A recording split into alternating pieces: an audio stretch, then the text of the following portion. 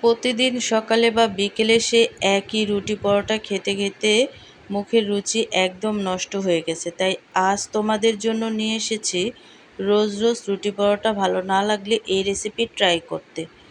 তো এই রেসিপিটি তৈরি করার জন্য ফার্স্টে আমার লাগবে হচ্ছে ময়দা। তোমরা চাইলে আটা দিয়েও তৈরি করতে পারো। আর এই ময়দার মধ্যে আমি অ্যাড করে দেব রেগুলার রান্না করার তেল। আর তেলটা দেওয়ার পরে কিন্তু এখানে আমি অ্যাড করে দেব স্বাদ মতো লবণ দিয়ে তারপরে হচ্ছে ময়দাটাকে আমি ভালোভাবে ময়ম দিয়ে নেব। আর ময়দা যতটুক ভালোভাবে ময়ম দিবে নাস্তাগুলো কিন্তু ততটাই ভালো হবে। তো দেখো আমি কিন্তু ভালোভাবে ময়ম দিয়ে নিছি। তারপর হচ্ছে এখানে আমি নর্মাল পানি দিয়ে দিয়ে একটা ডো তৈরি করে নেব। তো নর্মাল পানি দিয়ে দিয়ে তারপরে হচ্ছে ভালোভাবে একটা ডো তৈরি করে নিতে হবে। আর এই কাজটা একটু সময় নিয়েই করতে হবে। তো দেখো অল্প অল্প করে পানি দিয়ে দিয়ে তারপরে হচ্ছে এই ডোটাকে তৈরি করে নেবে। তো দেখো এখানে কিন্তু ডোটা তৈরি করা হয়ে গেছে। আমি একটু ভালোভাবে ময়ম করে নিচ্ছি। আর এই ডোটাকে যতটা ময়ম করবে এই নাস্তাটি ততটাই কিন্তু ফ্লাফি হবে। তারপর হচ্ছে উপরে তেল মেখে আমি 5 মিনিটের জন্য রেস্টে রেখে দিছি। আর এখানে আমি ডিম নিয়ে নিছি। আর এই ডিমটাকে সরাসরি একটা হাঁড়িতে আমি পানি বসাইছি, পানিটা বলক চলে আসছে। এই পানিতে আমি সরাসরি ডিমটাকে অ্যাড করে দেব। এই হেলদি রোলের আসল রহস্য হলো পানিতে সরাসরি ডিম সিদ্ধ করা। ডিম যখন ফুটন্ত পানিতে ছড়াবে তখন পানির বলক যেন খুব বেশি চড়া না থাকে, মাঝারি আঁচে ছাড়বে, না হলে ডিম পানিতে ছড়িয়ে যেতে পারে। তো দেখো আমি কিন্তু ডিমটাকে ভালোভাবে সিদ্ধ করে নিছি। তারপর হচ্ছে একটা স্ট্রেনারে ঝরা দিয়ে রাখবো, যেহেতু এই ডিমের মধ্যে পানি আছে। তারপর হচ্ছে একটা হাঁড়ি নিয়ে নিছি, হাঁড়িতে দিয়ে দিছি তেল আর হচ্ছে পেঁয়াজ কুচি। পেঁয়াজটাকে হালকা করে ভেজে নেব।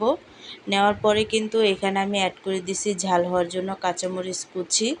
তো এখানে আমি কোনো মশলা ব্যবহার করব না। এখানে কিন্তু ডিমটাকে আমি একেবারেই সাদামাটা করে রান্না করব, যাতে কোনো রকমের মশলা জাতীয় মশলা আর কি অ্যাড করব না। তারপর হচ্ছে পেঁয়াজটাকে আর মরিচটাকে ভেজে নেওয়ার পরে এখানে আমি অ্যাড করে দিছি সিদ্ধ করে রাখা ডিম। ডিমটা দেওয়ার পরে কিন্তু অনবরত নেড়ে চেড়ে এই ডিমটাকে একেবারে ঝুরি ঝুরি করে ভেজে নিতে হবে। তো দেখো ভালোভাবে ডিমটাকে ঝুরি ঝুরি করে ভেজে নিতে হবে। আর এখানে আমি আরেকটু ঝাল হওয়ার জন্য অ্যাড করে দিচ্ছি সাদা গোলমরিচের গুঁড়ো। তোমরা যদি সাদা গোলমরিচের গুঁড়োটা না দিতে চাও তাহলে কিন্তু স্কিপ করতে পারো। আর দিয়ে দিছি স্বাদ মতো লবণ দিয়ে আমি অনবরত নেড়ে চেড়ে তারপর হচ্ছে এই ডিমের পুরটাকে একেবারেই রেডি করে নেব। তো দেখো ডিমের পুরটা কিন্তু একেবারেই রেডি। তো সর্বশেষ এখানে আমি অ্যাড করে দিছি ধনেপাতা কুচি। ধনেপাতা কুচি দেওয়ার পর অনবরত নেড়ে চেড়ে এক সাইডে রেখে এখানে ডোটা দেখো 5 মিনিট পর একেবারেই কিন্তু নরম হয়ে গেছে। আর নরম হয়ে যাওয়ার পর আরেকটু ময়ম দিয়ে আমি লিচি কেটে নেব। তো এখানে কিন্তু অনেকগুলো লিচি কেটে নিচ্ছি। যেই কয়টা রোল আমি তৈরি করব সেই কয়টা লিচি আমি কেটে নিচ্ছি। তারপর হচ্ছে একটা লিচি আমি নিয়ে নিছি রোলটা তৈরি করার জন্য। তো শুকনো ময়দা দিয়ে তারপরে হচ্ছে লম্বালম্বিভাবে একটা রুটি বেলে নেব। তো হাই গাইস, আসসালামু আলাইকুম, welcome back to my channel. কেমন আছো তোমরা সবাই? আশা করছি ভালো আছো। আল্লাহর রহমতে আমি অনেক ভালো আছি।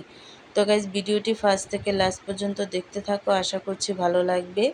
আর ভালো লাগলে প্লিজ একটি লাইক আর একটি সাবস্ক্রাইব করে পাশে থাকবে। তো দেখো লম্বালম্বি করে বেলে নেওয়ার পরে এখানে আমি যে পুরটাকে রেডি করে রাখছিলাম সেই পুরটা কিন্তু পরিমাণ মতো অ্যাড করে দেব।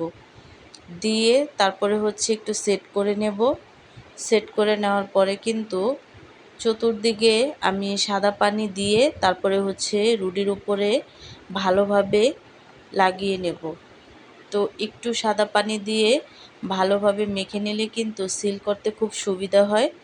তারপর হচ্ছে বাড়তি কিনারগুলোকে এভাবে সেট করে নেবে, তাহলে কিন্তু রোলটা অনেক বেশি দেখতে সৌন্দর্য লাগবে।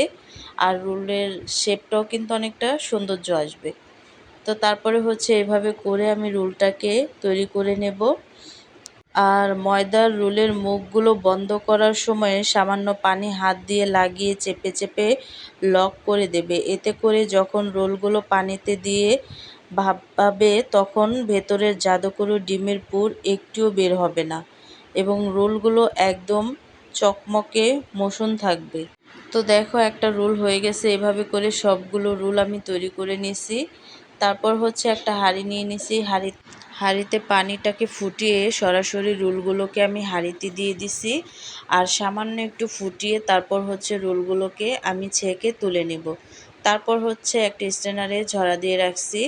তারপর হচ্ছে একটা প্যানে হালকা তেল দিয়ে আমি এই রোলগুলোকে উল্টিয়ে পাল্টিয়ে ভালোভাবে ভেজে নেব। আর কি বেশি একটা কড়া করে ভাজবে না, হালকা করে ভেজে নিলেই চলবে।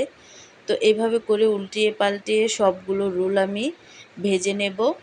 আর তোমরা চাইলে তেল না দিয়েও কিন্তু ভাজতে পারো, শুধু একেবারে শুকনো খোলায় তারপরে হচ্ছে রোলগুলোকে ভেজে নিতে পারো। তো দেখো রোলগুলো কিন্তু অনেকটা কালার চলে আসছে। সবগুলো রোল আমি তুলে নিছি। তো আমি পরিবেশন করে নিছি।